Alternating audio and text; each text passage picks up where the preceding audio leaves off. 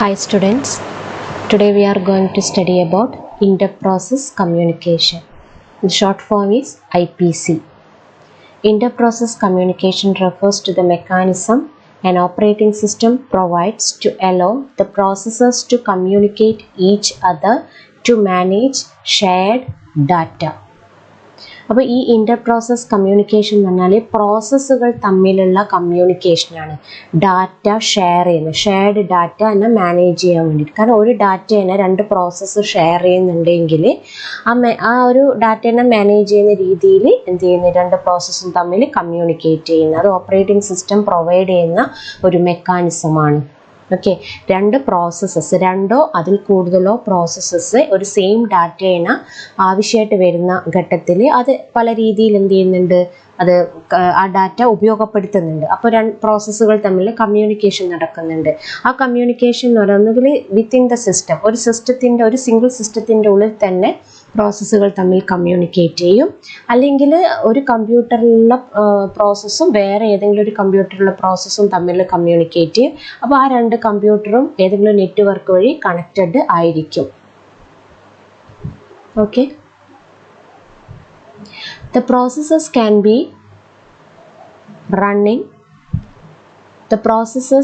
be running on the same computer. ഒന്നുകിൽ നമ്മൾ same കമ്പ്യൂട്ടറിലെ പ്രോസസ്സുകൾ തമ്മിലുള്ള communication, or on different computers connected through A network. അല്ലെങ്കിൽ നെറ്റ്വർക്കിലെ ഡിഫറെൻറ്റ് കമ്പ്യൂട്ടേഴ്സ് കണക്ട് ചെയ്തിട്ടുണ്ടെങ്കിൽ ആ ഡിഫറെൻറ്റ് കമ്പ്യൂട്ടേഴ്സിലുള്ള പ്രോസസ്സുകൾ തമ്മിലുള്ള communication. Okay, inter process communication. അപ്പോൾ പ്രോസസ് P1, അപ്പോൾ inter process communication to process P2. അപ്പോൾ process P1 process P2 communicate ചെയ്യുന്നത്. P1 communicate with P2 and P2 communicate with P1. ഞാൻ ഇൻ്റർ പ്രോസസ് കമ്മ്യൂണിക്കേഷൻ മോഡലാണ് ഇവിടെ കൊടുത്തിട്ടുള്ളത്. അപ്പോൾ ഈ processes can communicate with each other using 2 ways. അപ്പോൾ പ്രോസസ്സുകൾ കമ്മ്യൂണിക്കേറ്റ് ചെയ്യുന്നത് രണ്ട് രീതിയിലാണ്. ഒന്ന് ഷെയർഡ് മെമ്മറി, ഒരു മെമ്മറി എന്ത് ചെയ്യുന്നു, രണ്ട് പ്രോസസ്സും കൂടെ ഷെയർ ചെയ്യുന്നു, ആ രീതിയിൽ കമ്മ്യൂണിക്കേഷൻ നടക്കുന്നുണ്ട്. പിന്നെ മെസ്സേജ് പാസിംഗ്, അങ്ങനെ രണ്ട് തരത്തിലുള്ള കമ്മ്യൂണിക്കേഷൻ ആണ് രണ്ട് പ്രോസസ്സുകൾ തമ്മിൽ ഉള്ളത്. അപ്പോൾ IPC ബൈ ഷെയർഡ് മെമ്മറി നമുക്ക് എന്താണെന്ന് നോക്കാം. IPC എന്ന് പറയുന്നത് inter process communication by shared memory. Interprocess communication using shared memory requires communicating process to establish a region of shared memory. അപ്പോൾ ആ ഇൻ്റർപ്രോസസ് കമ്മ്യൂണിക്കേഷൻ ഷെയർഡ് മെമ്മറി ഉപയോഗിച്ചിട്ട് രണ്ട് പ്രോസസ്സുകൾ തമ്മിൽ കമ്മ്യൂണിക്കേഷൻ ചെയ്യുന്ന സമയത്ത് അവർ ഒരു മെമ്മറിയുടെ ഒരു റീജിയൻ അവരെന്ത് ചെയ്യുന്നുണ്ട്, ഷെയർ ചെയ്യുന്നുണ്ട്. രണ്ട് പ്രോസസ്സും ഷെയർ ചെയ്യുന്നുണ്ട്. അതിൻ്റെ പിക്ചറാണ് ഞാനിവിടെ കൊടുത്തിട്ടുള്ളത്. Process P1 process P2, this is the shared memory. Process P1 takes the data or information from this memory and gives the writing. Okay, process P1 write into this memory and process P2 read from this memory. Okay, രണ്ടുപേരും ഒരുമിച്ച് എന്ത് ചെയ്യൂല, right ചെയ്യൂല. Okay, രണ്ടുപേരും ഒരുമിച്ച് right ചെയ്യുന്ന സമയത്ത് ഇവിടെയുള്ള ഡാറ്റയിൽ മിസ്അണ്ടർസ്റ്റാൻഡിങ് വരുന്നത് കൊണ്ട് ഏതെങ്കിലും ഒരു പ്രോസസ്സ് റൈറ്റ് ചെയ്യുന്ന സമയത്ത് ഇത് റൈറ്റ് ചെയ്യില്ല. റൈറ്റ് ചെയ്ത ശേഷം മാത്രമേ പ്രോസസ് P2 എന്ത് ചെയ്യൂ, അത് റീഡ് ചെയ്യുകയോ അല്ലെങ്കിൽ അതിൽ എന്താണോ റൈറ്റ് ചെയ്യേണ്ടത് അങ്ങനത്തെ കാര്യങ്ങളൊക്കെ ചെയ്യും. അതാണ് process P1 writes to the memory, അതാണ് ഞാൻ ഏറെ മാർക്ക് കൊണ്ട് ഇവിടെ സൂചിപ്പിച്ചിട്ടുള്ളത്. And process P2 read from the memory. അപ്പോൾ എന്താണ്, ഒരു ഷെയർഡ് മെമ്മറി കോൺസെപ്റ്റിലൂടെ പ്രോസസ് P1 P2 കമ്മ്യൂണിക്കേറ്റ് ചെയ്യുന്നു. A shared memory region resides in the address space of the process creating the shared memory segment. മറ്റേ എന്ന് വെച്ചാൽ ഒരു ഷെയർഡ് മെമ്മറി റീജിയൻ എന്ന് പറയുന്നത് നമ്മളെ ഒരു പ്രോസസ്സ് എന്ന് പറഞ്ഞാൽ പ്രോഗ്രാമിംഗ് എക്സിക്യൂഷൻ. അപ്പോൾ ഒരു പ്രോസസ്സിന് ആവശ്യമായിട്ടുള്ള ഒരു മെമ്മറി സ്പേസ് ഉണ്ടാവുമല്ലോ, ഒരു അഡ്രസ് സ്പേസ് ഉണ്ടാവുമല്ലോ കമ്പ്യൂട്ടറിൽ. ആ അഡ്രസ് സ്പേസിൻ്റെ ഒരു ഭാഗമാണ് നമ്മൾ ഷെയർഡ് മെമ്മറി റീജിയൻ ആക്കിയിട്ട് വെക്കുന്നത്. അപ്പോൾ അതർ പ്രോസസ്സ്, ഈ ഒരു പ്രോസസ്സിൻ്റെ അഡ്രസ് സ്പേസ് നമ്മളൊരു ഷെയർഡ് മെമ്മറി ആക്കി വെച്ച് കഴിഞ്ഞാൽ other process that wish to communicate, ആ പ്രോസസ്സുമായിട്ട് ഷെയർഡ് മെമ്മറി ഉള്ള ആ ഒരു പ്രോസസ്സായിട്ട് വേറൊരു പ്രോസസ്സിന് കമ്മ്യൂണിക്കേറ്റ് ചെയ്യണമെങ്കിൽ, ഈ ഷെയർഡ് മെമ്മറി ഉപയോഗിച്ച് ചെയ്യണമെങ്കിൽ അതെന്ത് ചെയ്യുക, അറ്റാച്ച് ചെയ്യുക. അതിൻ്റെ അഡ്രസ് സ്പേസിൽ ഈ ഷെയർഡ് മെമ്മറി എന്ത് ചെയ്യണം, അറ്റാച്ച് ചെയ്യണം. ഓക്കെ, മീൻസ് ഇപ്പോൾ ഒരു പ്രോസസ്സ് കമ്പ്യൂട്ടറിൽ റൺ ചെയ്യുന്ന സമയത്ത് അതിനൊരു അഡ്രസ് സ്പേസ് ഉണ്ടാവും. ആ അഡ്രസ് സ്പേസിൽ ഒരു ഷെയർഡ് മെമ്മറി റീജിയൻ അത് ഉണ്ടാക്കി വെച്ചിട്ട്, അല്ലെങ്കിൽ ഒരു ഷെയർഡ് മെമ്മറി റീജിയൻ ഉണ്ടെന്ന് വിചാരിക്കുക. അപ്പോൾ ഈ ഒരു സപ്പോസ് ഈ ഒരു പ്രോസസ്സ് P1 ആണെന്ന് വിചാരിക്കുക. ഇനിയിപ്പോൾ P2ന് ഈ P1 കമ്മ്യൂണിക്കേറ്റ് ചെയ്യണമെങ്കിൽ അതിൻ്റെ മെമ്മറി അഡ്രസ് സ്പേസിലുള്ള ഈ ഷെയർഡ് റീജിയൻ അത് എന്ത് ചെയ്യണം, സെഗ്മെന്റ് മറ്റേ P2ന്റെ അഡ്രസ് സ്പേസുമായിട്ട് എന്ത് ചെയ്യണം, അറ്റാച്ച് ചെയ്യണം. നോർമലി ഓപ്പറേറ്റിംഗ് സിസ്റ്റം ഇത് അലോ ചെയ്യുന്നില്ല. എങ്ങനെയാണെന്ന് വെച്ചാൽ ഒരു പ്രോസസ്സിൻ്റെ ഒരു മെമ്മറി മറ്റൊരു പ്രോസസ്സ് എന്ത് ചെയ്യുക, ആക്സസ് ചെയ്യുന്ന രീതിയിലുള്ള ഒരു മെത്തേഡ് അത് നമ്മളെ ഓപ്പറേറ്റിംഗ് സിസ്റ്റം ആക്ച്വലി അലോ ചെയ്യുന്നില്ല. എങ്കിലും ആ ഓപ്പറേറ്റിംഗ് സിസ്റ്റത്തിൻ്റെ ആ ഒരു കാര്യത്തെ എന്ത് ചെയ്യുന്നുണ്ട്, ഈ ഒരു റിമൂവ് ചെയ്യാണ് ചെയ്യുന്നത്. നമ്മൾ Inter process communication using shared memory എന്ത് ചെയ്യണം, അത് റെസ്ട്രിക്ട് ചെയ്യുന്നു. Okay, shared memory segment must attach to their address space. Normally the operating system prevent this, but two process sharing memory remove this restriction. That can then exchange information by reading and writing data in the shared areas. The processes are also responsible for ensuring that they are not writing to the same location simultaneously.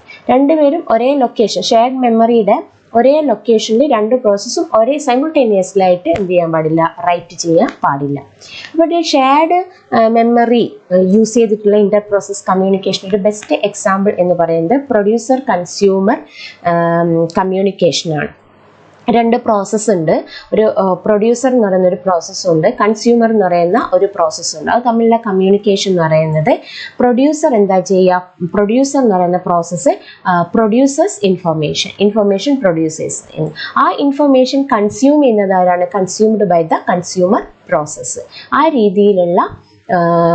രീതിയിലായിരിക്കും നമ്മുടെ shared memory വഴി inter process communication നടത്തുക.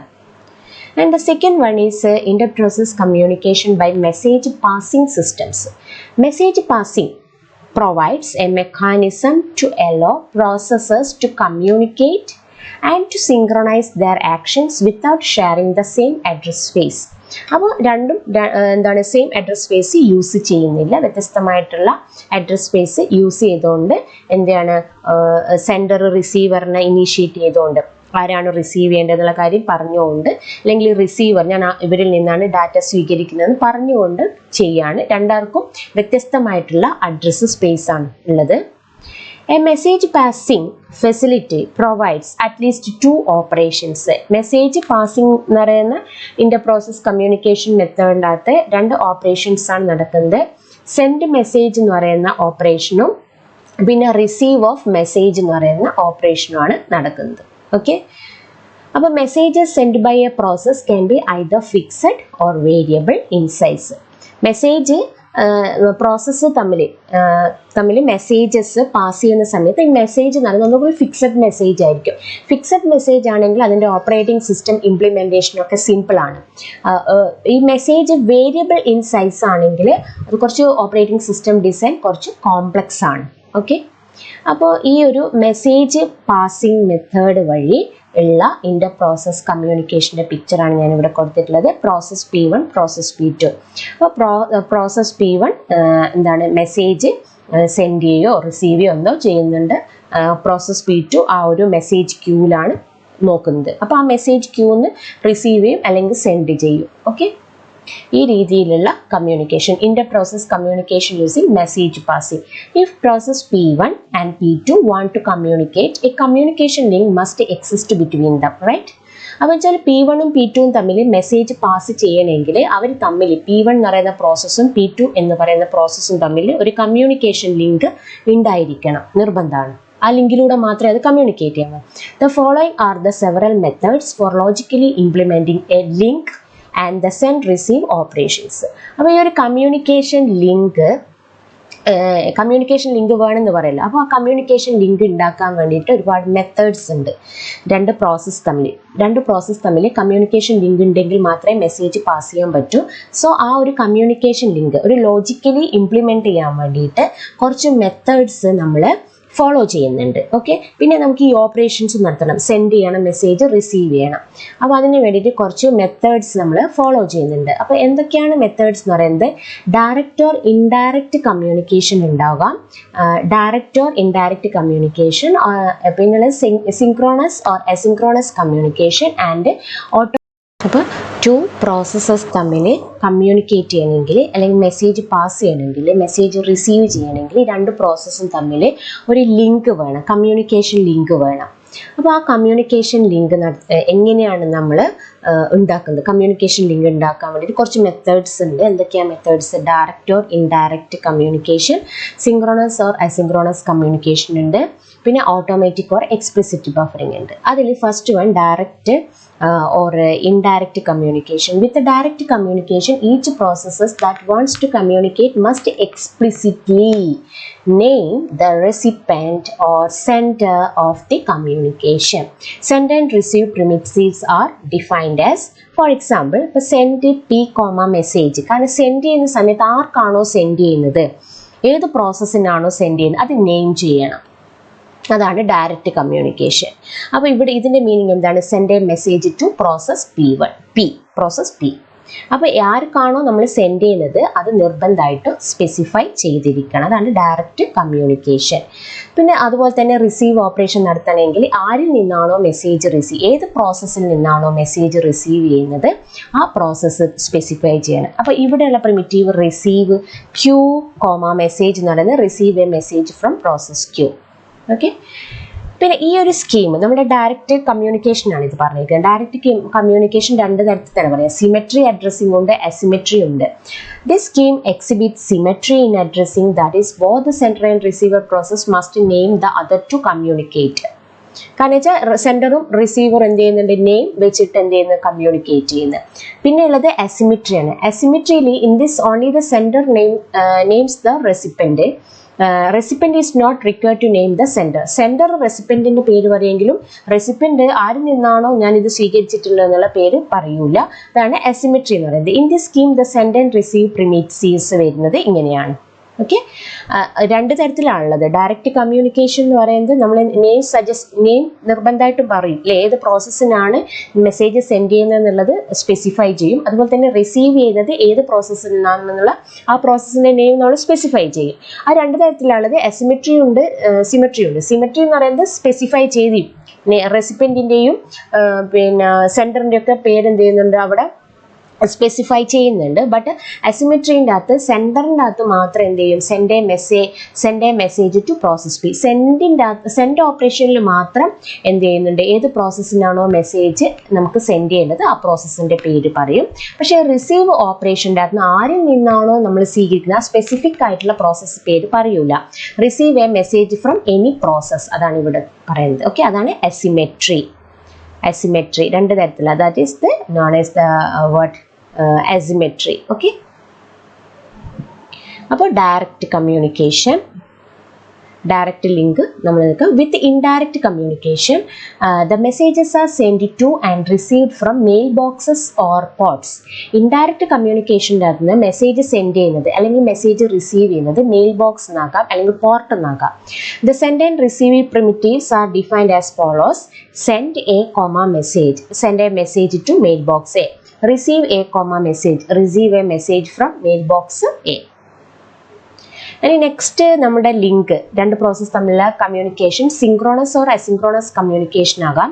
Message passing communication between processes implemented as calls to send and receive primitive may be either blocking. ഒന്നുകിൽ നമ്മൾ ബ്ലോക്കിംഗിലെ പറയും. Blocking എന്ന് പറയുന്നത് synchronous ആണ്, നോൺ ബ്ലോക്കിംഗ് എന്ന് പറയുന്നത് അസിങ്ക്രോണസ് ആണ്. അത് എന്താണെന്ന് നമുക്ക് ഡീറ്റെയിൽ ആയി നോക്കാം. അപ്പം നിങ്ങൾക്ക് കൂടുതലായിട്ട് മനസ്സിലാവും. Based on this, different combinations of send and receive primitives are possible. ഇപ്പോൾ blocking send എന്ന് പറഞ്ഞാൽ the sending process is blocked until the message is received by the receiving process or by the mailbox. Blocking send എന്ന് പറഞ്ഞു കഴിഞ്ഞാൽ ഒരു process message send ചെയ്തിട്ട് നമ്മുടെ receiver അത് സെൻഡ് ചെയ്യുന്നത് വരെ ആ റിസീവർ ആ ഒരു മെസ്സേജ് റിസീവ് ചെയ്യുന്നത് വരെ നമ്മുടെ ഈ സെൻഡർ ഉണ്ടല്ലോ, സെൻഡർ എന്തായിരിക്കും, ബ്ലോക്ക്ഡ് ആയിരിക്കും. സെൻഡർ പിന്നെ വേറെ ആക്ടിവിറ്റീസ് ഒന്നും ചെയ്യൂല. Okay, the sending process is blocked. Sending process എന്ത് ചെയ്യും, ബ്ലോക്ക് ചെയ്യും അണ്ടിൽ വരെ. എപ്പം വരെയാണ്, the message is received by the receiving process or by the mail box. Message ഒന്നുകിൽ റിസീവിംഗ് പ്രോസസ് ആയിരിക്കും അത് റിസീവ് ചെയ്യുക, അല്ലെങ്കിൽ മെയിൽ ബോക്സ് ആയിരിക്കും അല്ലെ, മെയിൽ ബോക്സ് റിസീവ് ചെയ്യും. ഇൻഡയറക്റ്റിൻ്റെ അകത്തൊക്കെ എന്താണ്, മെയിൽ ബോക്സ് ആണ് റിസീവ് ചെയ്യുന്നത്. അത് റിസീവ് ചെയ്യുന്നത് വരെ സെൻഡർ എന്തായിരിക്കും, ബ്ലോക്ക് ആയിരിക്കും. അതാണ് blocking send. Non blocking send എന്ന് പറഞ്ഞാൽ the sending process sends the message and resumes operations. Non blocking എന്ന് പറഞ്ഞാൽ സെൻഡർ എന്ത് ചെയ്യുന്നു, മെസ്സേജ് സെൻഡിങ് പ്രോസസ്സ് ഉണ്ടാവുമല്ലോ, ആ സെൻഡിങ് പ്രോസസ്സ് മെസ്സേജ് സെൻഡ് ചെയ്ത് കഴിഞ്ഞു, എന്നിട്ട് അത് എന്ത് ചെയ്യുന്നു, വീണ്ടും അത് വേറെ ആക്ടിവിറ്റീസിലൊക്കെ എന്ത് ചെയ്യുന്നു, വേറെ ഓപ്പറേഷൻസിലൊക്കെ എന്ത് ചെയ്യുന്നു, വ്യാപൃതമാകുന്നു. ഓക്കെ, അപ്പോൾ the sending process sends the message, sending process send ചെയ്യുന്ന മെസ്സേജ് സെൻഡ് ചെയ്യുന്നു, ആൻഡ് റെസ്യൂംസ് ഓപ്പറേഷൻസ് തുടരുന്നു. ഓക്കെ, അവിടെ ബ്ലോക്കായി കിടക്കുന്നില്ല. പിന്നെ ബ്ലോക്കിംഗ് റിസീവ് ഉണ്ട്. ബ്ലോക്കിംഗ് റിസീവ് എന്ന് പറഞ്ഞാൽ എന്താണ്, the receiver blocks until a message is available. Receiver എന്ത് ചെയ്യും, ബ്ലോക്കായി കിടക്കാണ്, മെസ്സേജ് കിട്ടുന്നവരെ എന്ത് ചെയ്യും, ബ്ലോക്കായിട്ട് അവിടെ കിടക്കും. ഓക്കെ, ആ ഒരു method. The receiver blocks until a message is available. ഒരു മെസ്സേജ് ക്യൂല് ഒരു മെസ്സേജ് വന്നു കഴിഞ്ഞാൽ മാത്രമേ എന്ത് ചെയ്യൂ, അത് റിസീവർ എന്ത് ചെയ്യൂ, പിന്നെ ബ്ലോക്ക് മാറുകയുള്ളൂ. ഓക്കെ, അതുവരെ എന്തായിരിക്കും, റിസീവർ ബ്ലോക്ക് ആയി കിടക്കും. നോൺ ബ്ലോക്കിംഗ് റിസീവ് എന്ന് പറഞ്ഞാൽ the receiver returns either A valid message or A null message. ഒന്നുകിൽ വാലിഡ് മെസ്സേജോ അല്ലെങ്കിൽ നൾ മെസ്സേജോ, ഒരൊറ്റൊരു മെസ്സേജും ഇല്ലെങ്കിലും അതെന്തായിരിക്കും, റിസീവർ എന്താണ്, നോൺ ബ്ലോക്കിംഗ് സ്റ്റേജിലാണുള്ളത്. പിന്നെ third method, communication between processes. Third method എന്ന് പറയുന്നത് ഓട്ടോമാറ്റിക് ഓർ എക്സ്പ്ലിസിറ്റ് ബഫറിംഗ് ആണ്. ഇപ്പോൾ whether communication is direct communication എന്ന് പറഞ്ഞാൽ നമ്മൾ സ്പെസിഫൈ ചെയ്യും അല്ലെ, സെൻഡർ ആരാണ്, റിസീവർ ആരാണ്. ഇൻഡയറക്റ്റ് കമ്മ്യൂണിക്കേഷൻ എന്ന് പറഞ്ഞാൽ എന്താ, ഒന്നുകിൽ മെയിൽ ബോക്സ് അല്ലെങ്കിൽ പോർട്ടിലേക്കായിരിക്കും നമ്മൾ സെൻഡ് ചെയ്യുക, റിസീവ് ചെയ്യുക. Messages exchanged by communicating process residing temporary queue. അപ്പോൾ നമ്മൾ സെൻഡ് ചെയ്യുന്ന മെസ്സേജസ് ഒരു ടെമ്പററി ക്യൂവിൽ കിടക്കും. Basically such queues can be implemented in 3 ways. അപ്പോൾ സീറോ കപ്പാസിറ്റി ക്യൂ ഉണ്ടാവും. The queue has a maximum length of 0. ഈ ക്യൂവിൻ്റെ ലെങ്ത് എന്ന് പറയുന്നത് 0 ആണ്. That means thus the link cannot have any messages waiting it. അതിന് ആ ലിങ്കിൽ ഒരു മെസ്സേജ് എന്ത് ചെയ്യുന്നില്ല, no messages waiting it. In this case the sender must block. Sender block ആയിട്ട് തന്നെ അവിടെ കിടക്കും until the recipient receives the message. Then bounded capacity എന്ന് പറഞ്ഞാൽ the queue has finite length n ഉണ്ടാവും. Thus at most n messages can reside. n messages ആ queueൽ ഉണ്ടാവുക maximum. If the queue is not full, queue full അല്ലെങ്കിൽ when a new message is sent, പുതിയൊരു message നമുക്ക് message ക്യൂയിലേക്ക് send ചെയ്യാം. The message is placed in the queue. നമ്മുടെ ക്യൂവിൽ message വന്ന് കിടക്കും. And the sender can continue execution without waiting. സെൻഡറിന് message വരുന്നവരെ വെയിറ്റ് ഒന്നും ചെയ്യാതെ എക്സിക്യൂട്ട് ചെയ്യാം. ഓക്കെ, അൺബൗണ്ടഡ് കപ്പാസിറ്റി എന്ന് പറഞ്ഞാൽ the queue's length is potentially infinite ആണ്.